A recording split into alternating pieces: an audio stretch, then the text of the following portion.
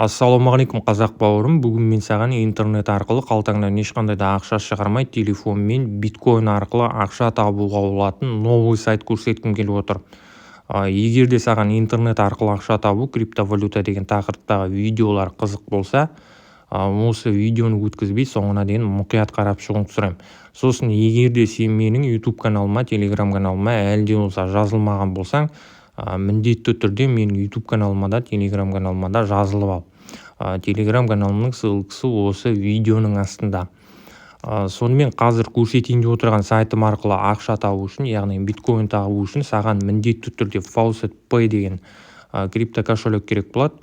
Мен бұл сайт туралы көрсеттім, яғни Faucet Pay туралы мен көрсеттім. Егер де ол видеоны көрмеген болсаң, ол видеоның ссылкасын мен осы видеоның астына қалдырам. Енді қазір көрсетейін деп отырған сайтыма тіркелу үшін ең бірінші Faucet Pay'ден биткоин адресіңді копировать етіп аласың. Ол үшін мына жерде депозит деген кнопканың үстінен басасың. Сосын Faucet Pay'де тек қана биткоин адресің болмайды, басқа да крипто адрестерің болады. Мына жерден өзің қарайсың оны.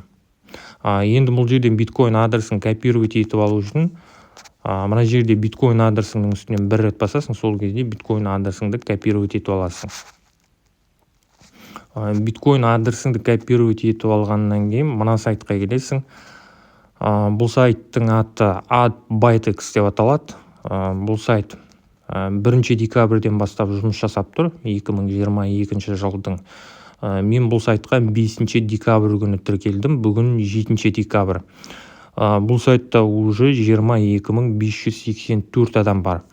Бұл сайттың ссылкасын мен осы видеоның астына, сосын осы видеоның ең бірінші комментарийына қалдырам. Енді бұл сайтқа тіркелу үшін мына жерде мына кнопканың үстінен басасың. Мына жерде регистр дегеннің үстінен басасың. Username деген жерге логин ойлап табасың, немесе өзіңнің атыңды ағылшын әріптерімен жазуыңа болады. Email деген жерге міндетті түрде өзіңнің қолдан жүрген электронды почтаң жазасың, себебі мына сайтқа тіркеліп болғаннан кейін сайттағы аккаунтыңа подтверждение жасау үшін мына жерге жазған электронды почтаңа SMS келеді. SMS-тің ішінде ссылка болады. Сол ссылка арқылы өтіп, мына сайттағы аккаунтыңа подтверждение жасайсың. Енді мына жерге, яғни BTC адрес деген жерге жаңағы Faucet Pay'ден копировать етіп алған биткоин адресіңді жазасың. Password деген жерге пароль ойлап табасың. Password confirmation деген жерге пароліңді екінші рет қайталап жазасың. Мына жерге галочка қоясың, create аккаунт дегенді басасың. Сол кезде мына сайтқа тіркелесің. Енді бұл сайттағы аккаунтыңа кіру үшін мына жерде тағы да мына кнопканың үстінен басасың. Логин дегеннің үстінен басасың. Логин пароліңді жазып, бұл сайттағы аккаунтыңа кіресің.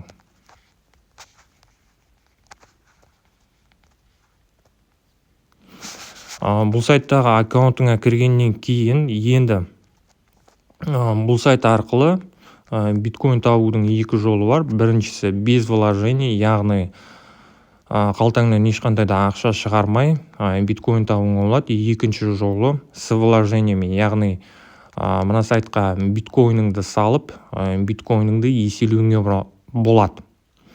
Бірақ бұл сайтқа биткоин саласың ба, салмайсың ба, ол жағын өзің білесің, себебі вложение жасайтын болсаң, кез келген сайтта риск бар. Яғни екінші жолын қолданасың ба, қолданбайсың ба, ол жағын өзің білесің. Мен өз басым қолданбаймын. Енді бұл жерде без вложений биткоин табу үшін мына жерде мына кнопканың үстінен басасың. Revert дегеннің үстінен басасың. Revert дегеніміз кран деген сөз. Revert дегеннің үстінен бастым. Енді бұл сайттың краны 1 сағаттық кран, 1 сағат сайын 20 сатоши мен 40 сатоши аралығында сатоши табуыңа болады. Яғни 20 сатоши мен 40 сатоши аралығында төлейді бұл сайт. Енді мына жерде Claim Revert дегеннің үстінен басамыз. Мынандай капча шығады, капчаны орындаймыз. Claim Revert дегеннің үстінен басамыз. Көріп отырғанда міне 32 сатоши берді. Енді 59 минут, 55 секундтан кейін мына сайтқа қайтадан кіріп, мына жерде Claim Revert дегеннің үстінен басуыма болады. Яғни түсінгеніңдей 1 сағат сайын кіріп, мына жерде Claim Revert дегеннің үстінен басасың. Енді бұл жерде реклама қарау арқылы ақша табуға болады. Мына жерде тағы да мына кнопканың үстінен басасың. Мына жерде earn more дегеннің үстінен басасың. Search дегеннің үстінен басасың. Міне көріп отырғандай мынандай нәрселер пайда болды. Мыналардың барлығы сайттар. 10 секунд қарайсың, 2 сатошы төлейді. Түсінгеніңдей, реклама қарайсың, 10 секундтық, сол үшін саған сатошы төлейді. Енді бұл жерде рекламаларды қарау үшін мына жерде көк жазулардың үстінен басамыз. Сосын бұл сайтқа міндетті түрде Chrome деген браузермен кіргенің жақсы. Сол кезде бұл сайтпен жұмыс жасау ыңғайлырақ болады. Мына жерде енді 1-2 реклама қарап көрсетем. Рекламаның үстінен басамыз. Мынандай бет ашылады. Мына жерде Go деген кнопка пайда болды. Go деген кнопканың үстінен басамыз. Міне мынандай рекламный сайт ашылды. Басқа беттен ашылады сайт. Таймер мына жерден жүреді. Яғни AdByteX-тің өзінен жүреді. Көріп отырғандай міне grid деген жазу пайда болды. Grid дегеніміз бәрекелді деген сөз. Тағы да бір реклама қарап көрсетем.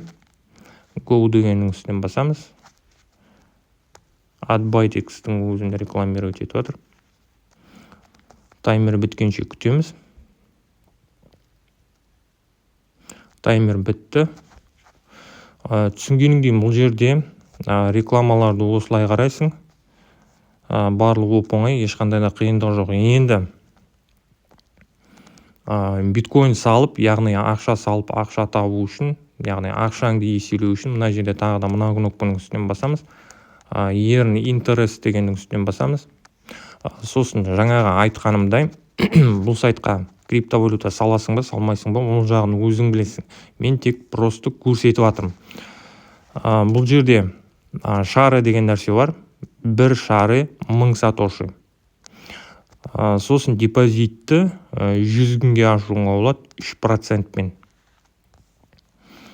Мына жерге керек шарының санын жазасың. Түсінгеніңдей бір шарының бағасы 1000 сатошы. Егерде 100 000 сатошың болса, мына сайттағы балансыңда мына жерге 100 деп жазасың, яғни 100 шары. Шары дегеніміз акция деген сөз. Сосын мына жерде бай шары дегеннің үстінен басасың, сол кезде сатып аласың. Енді мына жерде калькулятор бар. Мысал үшін сенде 100 шары болса, мысал үшін менде қазір 0 шары деп тұр. Егерде сен сатып алатын болсаң 100 шары. Яғни 100 000 сатошыға 100 шары сатып алатын болсаң, 100 күннің ішінде 100 000 сатошың 300 000 сатошы болады. Сосын күнделікті 3000 сатошы түсіп отырады мына сайттағы балансыңа. Яғни 3%-ің, мына жерде 3% деп жазылып тұр міне. Сол 3%-ің мына сайттағы балансыңа түсіп отырады. Яғни шығаруыңа болады 3000 сатошыды күнделікті. Сосын енді бұл сайттағы балансыңды толтырып, немесе мына сайт арқылы реклама қарап, немесе крана арқылы тегін сатошы жинап, шары сатып алуға болады. Егерде толтырғың келетін болса, мына жерде депозит деген көк жазудың үстінен басасың. Сайттағы балансыңды FaucetPay арқылы толтыруға болады. Сосын минималқы 1000 сатошы, яғни 1000 сатошыдан бастап толтыруға болады. Сосын тек қана FaucetPay емес, басқа да крипто биржалар арқылы немесе Payer арқылы толтырғың келетін болса, яғни басқа да крипто кошелектер арқылы толтырғың келетін болса, сайттағы балансыңды мына жердегі биткоин адресті қолданасың. Түсінгеннен кейін балансыңды осылай толтырасың, түсінікті деп ойлаймын бұл жағы. Енді бұл сайт арқылы тапқан криптовалютаңды шығару үшін мына жерде логиннің үстінен басасың, Overview дегеннің үстінен басасың. Бұл сайт арқылы тапқан сатошыңды 100 сатошы болған кезде шығарып алуың болады. Мына жерде Withdraw деген кнопканың үстінен басасың. Міне. Сосын мына жерде Direct дегеннің үстінен басып, FaucetPay деген таңдайсың, Your Password деген жерге. Мына сайтқа тіркелген кезде қолданған электронды пароліңді жазасың, сосын мына жерде Submit дегеннің үстінен басасың. Сол кезде сенің шығарған криптовалютаң FaucetPay деген биткоин адресіңе түседі. Жалпы мен өз басым кеше шығардым 118 сатошы.